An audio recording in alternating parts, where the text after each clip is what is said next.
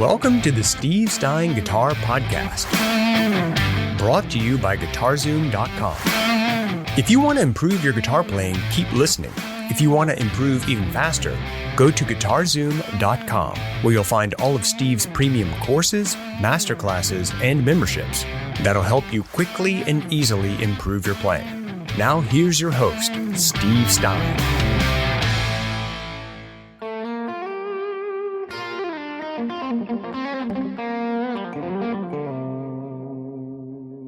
You know, growing up a metalhead and then just getting into these kind of more subtle guitar tones. I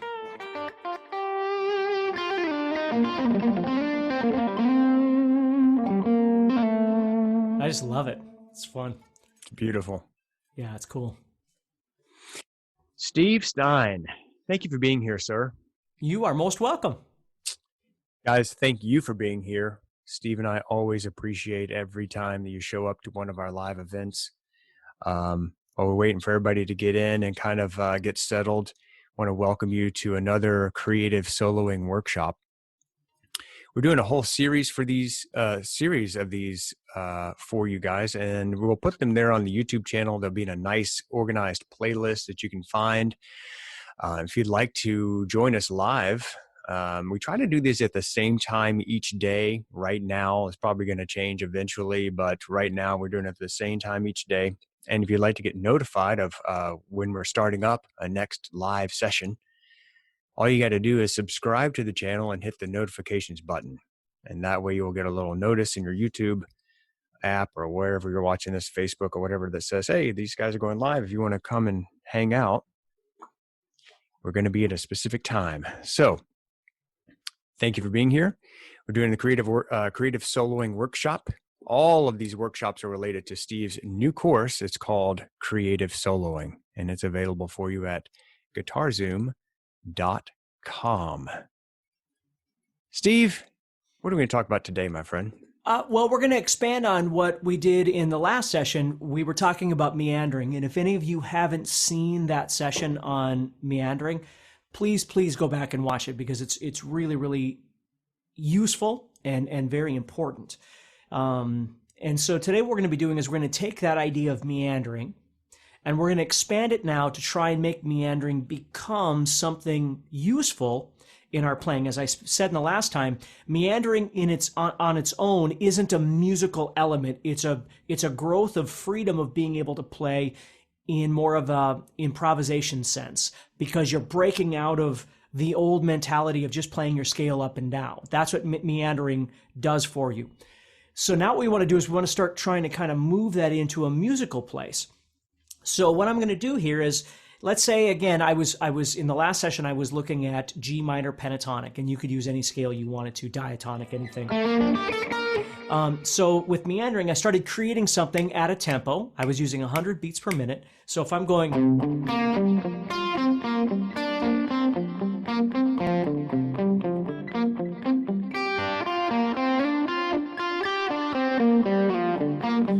And maybe you're using two positions or just one position or whatever. And again, we go through all of that. Certainly we go through it in the guitar course in creative soloing.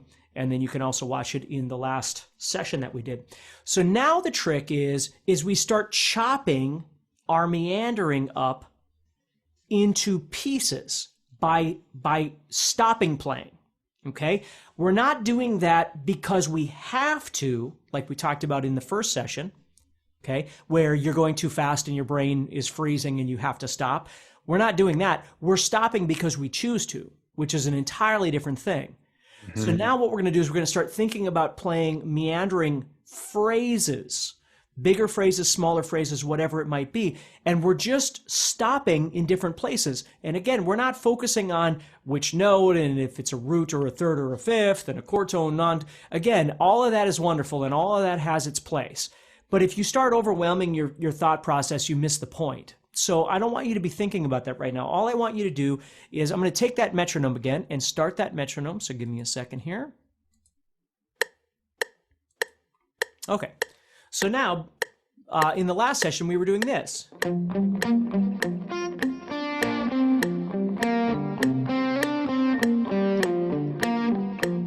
And so on. Well, I'm going to keep doing that, but this time what I'm going to do is I'm going to start breaking it into pieces.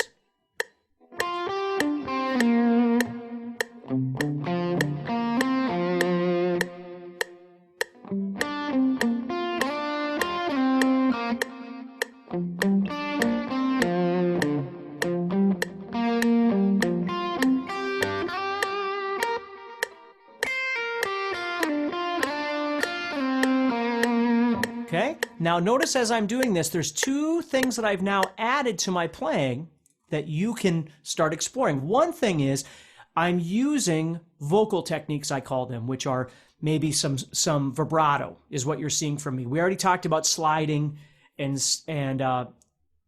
hammer-ons, pull-offs, that sort of thing in the last session. Now what I'm doing is I'm adding in a little vibrato. If I land on a note, and this is just something that I would do naturally, that's why you're seeing me do it. So as I'm playing, if I came to rest on a note 9 times out of 10,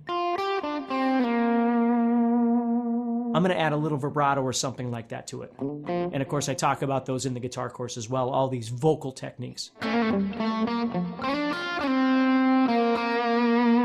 Okay?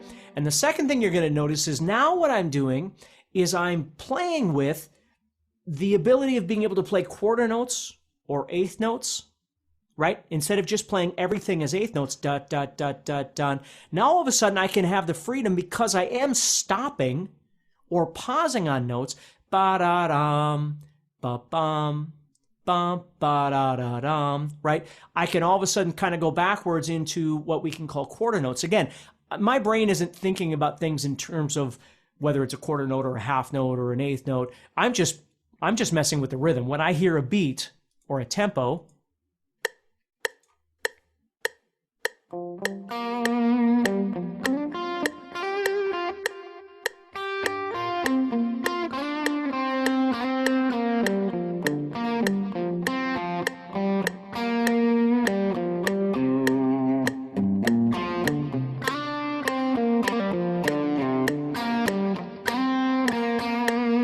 so it takes a little while to get comfortable with, whoops, sorry, I got to shut that off there, with doing what I'm doing. It all starts with meandering, though. If I haven't fully developed my ability to meander or my tempo is too fast, this is going to fail, okay? So, again, please remember that the two things to always remember, number one, avoid all or nothing. Avoid having to master, perfect everything there is before you actually start learning how to make music. You can make wonderful music in one position on the guitar or two positions on the guitar or whatever it might be. You can make wonderful music only knowing pentatonic and not really understanding all your modes and all your theory, okay? And I'm not making light of those things. It's all important, but it's all important at the right time. And where all of our paths are different. So what I'm trying to do is I'm trying to be a bit more intuitive in the positions that I'm playing in trying to create phrases. So I'm not thinking so much about the notes that I'm playing or the notes that I'm emphasizing or landing on. I'm not really thinking about that at this point, because if I think about too many things, and Dan had mentioned this in the last session, I'm just going to get confused. If I start trying to overload my brain with too many thought processes at the same time, I'm going to wind up right at square one where I was the last time before I started doing this. And the goal is to convert your playing, convert yourself to a new self. So when you get done with this training, you don't play the same way you did before. You don't look at the fretboard the same way. Your fingers don't move across the fretboard the same way. So it's not just an end game of, well, I'm going to spend 10 minutes doing this and then I'm going to go back to everything I used to do. You really have to fight to change yourself. It's like, trying to stop smoking or drinking or God knows what it is, right? But in order to really change yourself, it takes effort. It's not just usually a flip of a switch going, oh, okay, I won't do that anymore. You really got to be aware of it. And that's the key with soloing and learning about the fretboard and making music, is changing the way that you think about it. It doesn't always have to be harder. It just has to be smarter. You have to learn how to work smarter, practice smarter when you play. Very cool. You're just reminding me of something. Guys, there's a book called Atomic Habits. Atomic Habits. I can't remember the author. Maybe somebody that knows could put the author's name down there in the comments box. It'd be helpful to other people who are watching this. But I think the whole point of that book was that we come up with these goals. Like, I want to be able to solo. I want to master all the positions of the pentatonic scale across the fretboard in all keys. I want to learn modes. I want to be able to play this song or that. And we come up with these ideas. We come up with these goals. This guy who wrote this book said essentially, goals are great, but they're only like 10% of the equation. The other 90% is developing the habit that's going to help you get to that goal and achieve it. Because most people say, I want to lose weight, or I want to read a book a month or something, but they don't develop the habit of like, okay, if we don't read a book a month, probably going to need to carve out 30 minutes a day every single night before you go to sleep to read, regardless of the excuses that you might come up with. Like, I'm tired, I would rather binge watch The Office, or whatever your excuse is. So we have to develop these habits. And I think a really useful thing for musicians and guitar players in particular is we need to come up with, like, whatever your goal is great, but come up with the habit of practicing of, let's say, 15 minutes a day. It doesn't have to be 3 hours. It can be 15 minutes. You're going to make a habit of it. And then you just do it like on autopilot. And that's how you become that new musician, that new player. You're no longer the same player, only because you have the discipline. Like Steve said, it takes effort, but you have the discipline to not only put forth the effort, but to put those parameters in place, because we as humans are really easy at deceiving ourselves of like, we're going to do more than we do, or we're whatever. But create the habit, a space and a time and a particular thing that you're going to work on, and then stick to that habit so that a month from now, 3 months from now, you've made some real progress. And when you look back, you're like, man, I'm not the same player anymore. That's super exciting. Well, and I would tag on that too, that understand that if you're going to have a goal of 15 minutes a day, and again, I'm not downplaying it, I'm just being honest. Think about it. If you have a goal of 15 minutes a day, but you have 30 goals, how are you going to fit 30 goals into 15 minutes a day? I've had people that have said, yeah, I practice this for 2 minutes and then I practice this thing for a minute. I'm like, it takes me longer than that to go to the bathroom. You know what I mean? I don't know how you can set a goal of 1 minute. I'm not saying that it's not possible on occasion to get something really impactful from a minute or two of practice or study. It happens. Don't get me wrong. But if you're going to cultivate something and you've got 15 minutes, you need to slice down the amount of obligations you've given yourself and be realistic about what your goals are going to be for those 15 minutes. I'd rather have you work on, 1 or 2 things that are really important for 15 minutes than 14 things, which means you're doing 1 minute, for each thing. It's really hard to get growth out of that. So what I like to do is, if I come across an idea, whether it's a lick, a pattern, a technique, a thought, an application on the fretboard, a visualization of the fretboard, and even back when I was younger, noodling was a bad thing. So I never did it. Now I love to noodle on the guitar, but I do it in a way that is beneficial for me in the bigger picture. So I'm not wasting time. What I'm doing is I'm listening to the notes and how they correlate with a chord, or, I come across an idea, like I was just meandering, like I've been talking about, and I come across I'll think something I just did, and I become aware of it and go, whoa, slow down, stop everything. Let's look at what that was. Let me figure out what that thing was. And then I'll sit and I'll do it over and over and over and over and over. And all of a sudden, everything else that I was working on has now taken a back seat to this current thing that I'm trying to focus on. Because if I don't give it enough time, the problem is 3 days from now, I'm going to forget whatever it was. I'm going to go back and go, what was that thing I was doing? And it was on a website and I can't remember, or it was on page 42. I don't remember what it was in, and it's gone. And it was something that was really great, that really could have benefited me. So I've really learned to trim the fat. Now, again, I've been playing my whole life, so I know I can't, it's easier for me to say than for a lot of other people. But I've learned to trim the fat, so I'm not always just obligating myself to everything because I'm supposed to. I'm supposed to play all these scales every day, and I'm supposed to practice my theory every day, and I'm supposed to do this and this and this. And I did that for years, and again, I'm thankful I did. But now I focus on the things that I find that are most important for the way I feel and the way I play, that make me feel good, and both internally and externally with my playing, that can benefit somebody else that listens to my playing, if that sort of makes sense. So, do I practice 7 hours a day anymore? I do not. I spend a lot of time with my family and doing things that I never did when I was younger. But when I do grab the guitar and I do practice, it's always very focused and productive every day. Because there's not a day I don't pick up the guitar and practice. Not a single day of my life that I don't pick up a guitar and practice. Almost. But there's always a purpose for it, right? And it's not just 10 minutes of this and 5 minutes of this and 3 minutes. Sometimes it's like, man, I got to write a solo for an artist. I've been hired to write a solo. So what I need to do is listen to that song and get to know it and explore. And okay, wow, I didn't know that much about that particular scale. And again, I don't want to go off on a tangent, but I just want you to understand that sometimes it's okay to be creative. It's not always just about the rudimentary practice, which is important. If you're enjoying this episode and you'd like to support the podcast, go to GuitarZoom.com and consider becoming a premium member. There are 3 memberships to choose from. VIP, which gives you instant access to a library of short but powerful courses as well as new bite-sized lessons each month. There's also Play Songs that gives you step-by-step lessons so you can learn to play your favorite songs fast. And finally, there's Masterclass, university-level training on everything from soloing to music theory, from blues to home recording. For more info about these memberships and all the premium courses available to you, go to GuitarZoom.com. Now back to the podcast.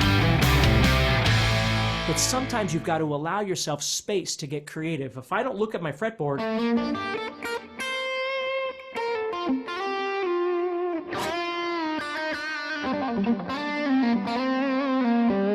and learn how to play some sort of phrase that sounds musical to me, that feels good to me, that I would use in a real life playing situation, I'm just going every day of my life. And again, I'm not making light of that. I've done that. I can't even tell you how many countless hours I've spent doing those things. I'm just saying that sometimes it's nice to kind of turn that off and go and look for something different. Some of my favorite players are absolute shredders, and some of my favorite players are not. So it's very cool, man. I was just thinking, Steve, the new course, guys, by the way, is called Creative Soloing by Steve Stine, and it's available at GuitarZoom.com. If someone wouldn't mind putting GuitarZoom.com in the comments down there in case there's new people who don't know us, that would be super helpful, and I thank you already for that. I did want to mention a couple of things, though, that I was thinking about, Steve. This new course is called Creative Soloing. It's all about being creative, okay? In order to be creative, guys, the first thing you got to do is learn the fundamentals. It's really hard to create a solo out of thin air if you don't know the scales. So if you don't know, like, your pentatonic scale, you probably should learn that. Steve has a resource for you. It's actually one of our top-selling courses.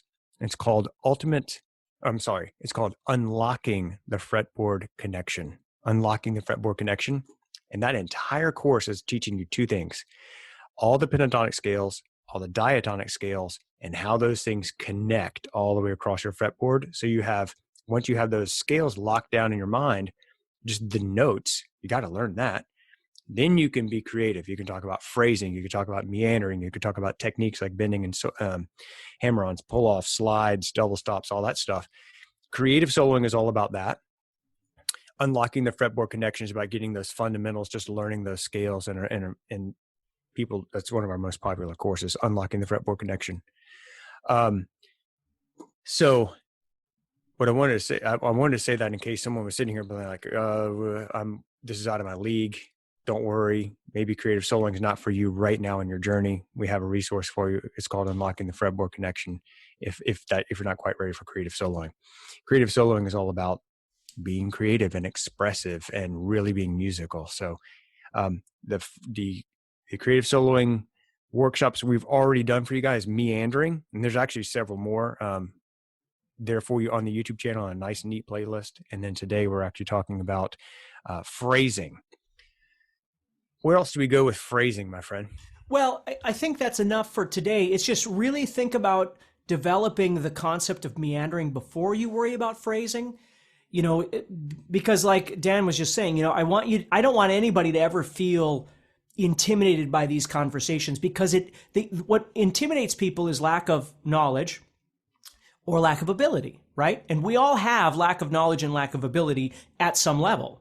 I mean, we're all human, so we can only go so fast or understand so much. And yes, we can continue learning that, but we all have to continue the journey. So right. I'm not there yet. I'm not where you would maybe think I would be or something. You learn every day.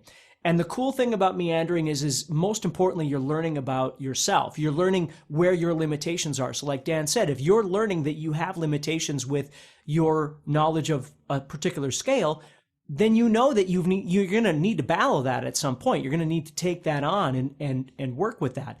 What I want you to understand is avoid the all or nothing. Because you don't know a scale as well as you want to, tells you that you should know more about that scale. You should study that scale more. It doesn't mean you have to know every facet of that scale before you ever start learning to utilize it, before you start learning to mess with it. If you learn a position and then learn 2 positions or whatever, you can start exploring it. You should keep going. But I say that because, people get into like modes and things like that, and then they go, well, I need to know all my modes before I can learn a solo. No, you don't. I mean, modes takes some people years to learn all about, right? I mean, it's an expansive vocabulary and discussion to have. And if you're going to wait that long, it's going to be 6 years before you ever start learning how to, or whatever. I'm just throwing out a number, but yeah. I don't want you to wait that long. What I want you to do is I want you to get in there and start thinking, wow, I really need to work on my ability to slide. Or make a really nice vibrato, or you see what I mean? That right there isn't about how many scales I know or how fast I can play. It's about my ability to try and make something that sounds musical on the guitar. Now, you might think it's musical, you might not. At the end of the day, it doesn't matter as long as it's pleasing what I'm doing, right? Mm-hmm. As long as I'm the one that's happy with it, that's what I'm looking for, and that's what I want for you too. So when you're soloing, I might decide, well, I need a little faster, or I need another scale. Well, that's okay. Then now's the time for me to start exploring that. That doesn't mean I have to give up my ability to be creative, because if you're a working musician, you might play in a band, right? And every once in a while, you got to do some solos, right? It's nice to be able to approach those solos. Maybe you don't know everything about that particular song's soloing capability, every position, every theoretical concept, but you can make music with it. I always think like, the ever-loving brown-eyed girl kind of thing. That comes up and you've got a solo to do in there. It's nice to be able to come up with something that is fun for you, right? Having basic knowledge of it and basic ability to get creative with it. Maybe it's not brown-eyed girl. Maybe it's some metal thing or some blues thing, right? Yes.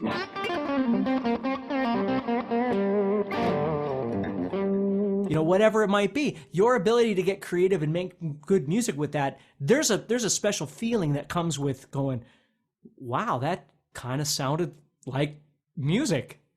I remember being a kid learning how to play and going, I would record myself and go, that's awful. And I don't remember specifically, but I certainly remember the first time I started listening to myself going, that's not so bad. Like that's passable. And I felt really good about that. Yes. I love it, Steve. Yeah. Man, I want to read a comment here from Nancy. She says, I've seen a lot of instructional videos over the years.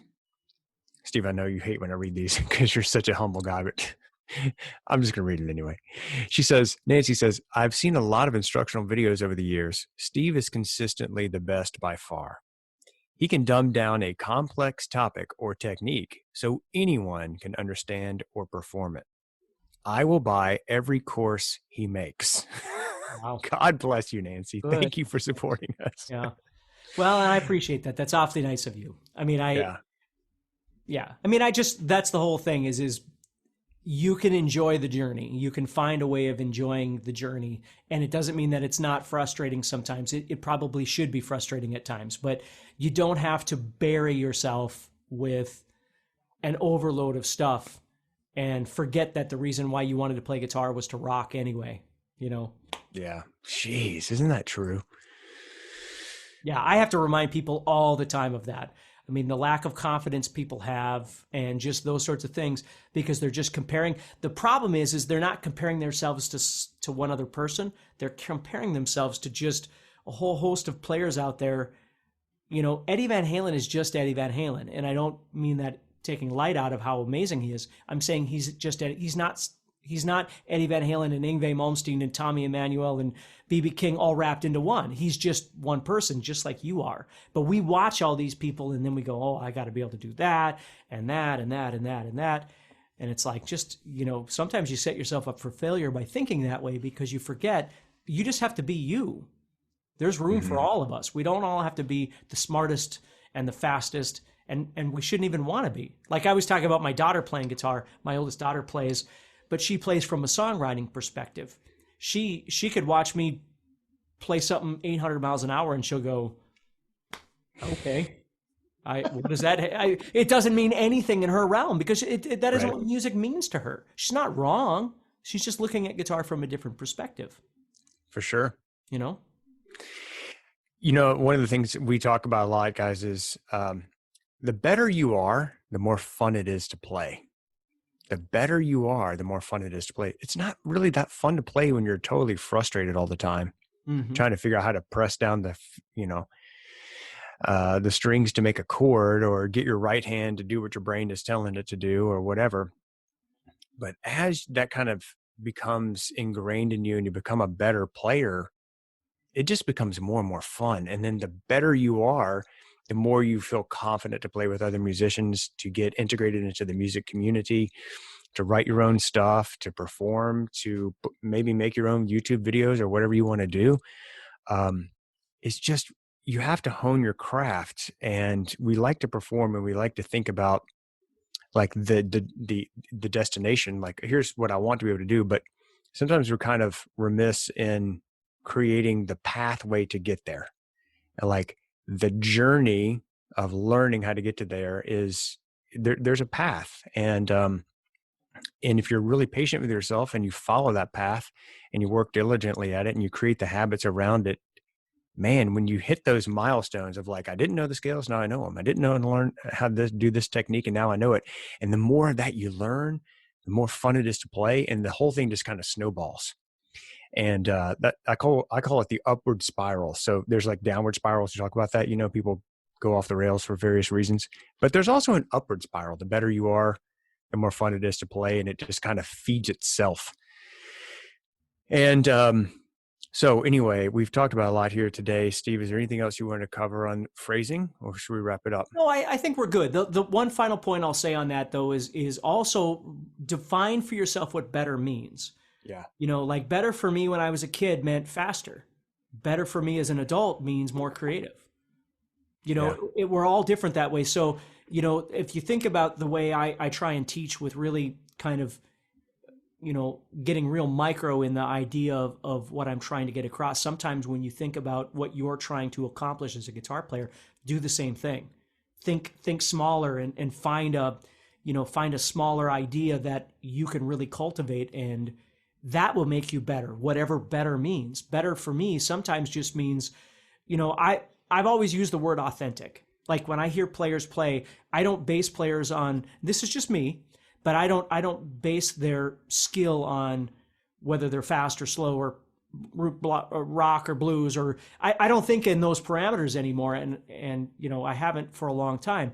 I think authentic. That's the word I always use, is authentic. When you go to play, does it sound authentic? Is it something that people would hear and go, yeah, that sounds like music? That to me is always the goal is, and maybe it means faster. Maybe it means smarter. Maybe it means more knowledge of your fretboard. It could mean, that's all up to each one of you to decide. But we're not all on the same journey. So I completely agree with Dan. And I would say, define what it is that would make you better. You know, I used to, and again, I know we got to go, but I used to have students that we'd jam together back when I used to do one-on-one lessons, and we'd be jamming and they would go for a bend and they would just butcher the bend, right? Because they understand the concept of the bend, but the actual control isn't there. And then you could just see them get red and sweaty. And then when we'd be jamming, they'd stop trying to do any bending. because the fear just takes over them, just something small like that. But their ability to go for that bend, now it's prohibited. Like they won't do it because we're jamming.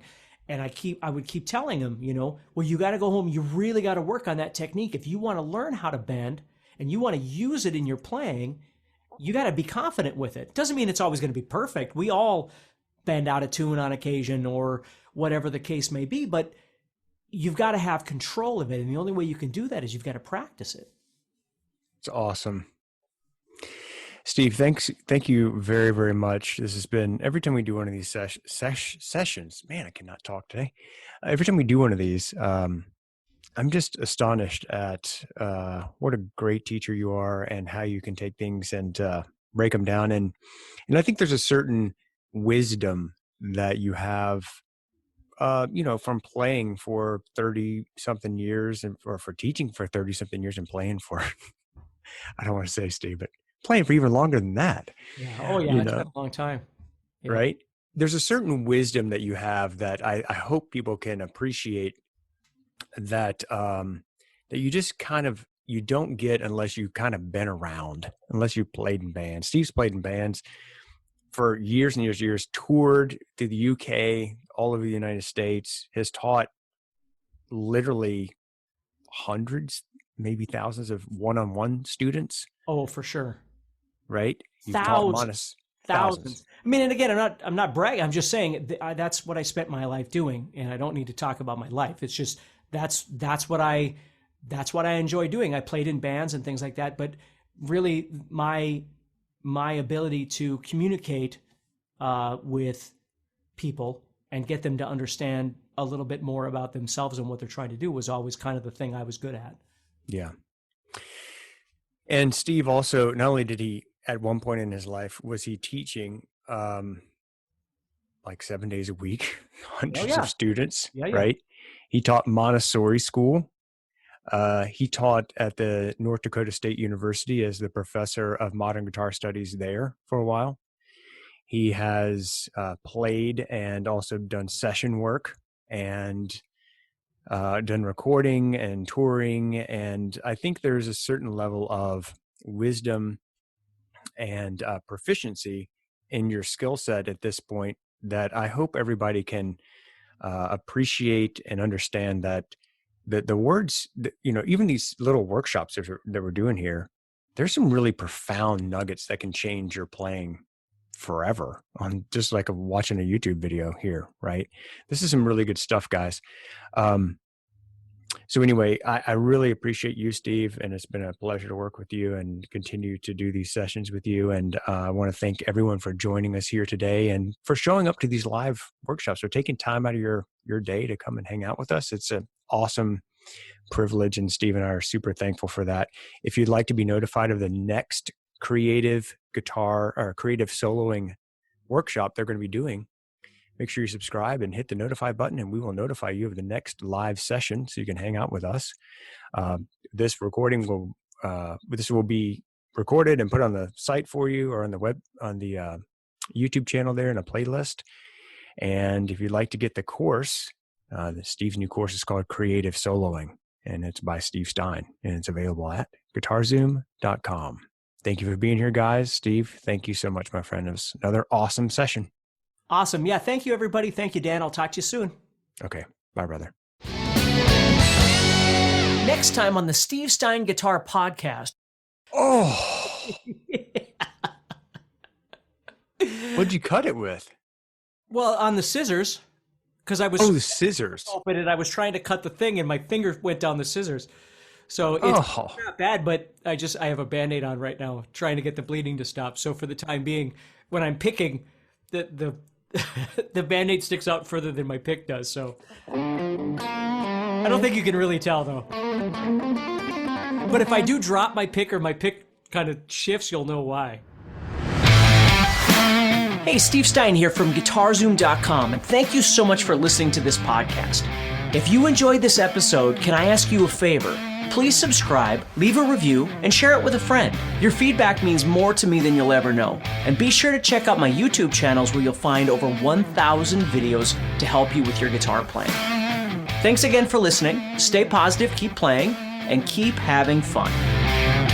If you'd like some help with your guitar playing but you're not sure how to get started, go to GuitarZoom.com and look for the Help Me Choose survey.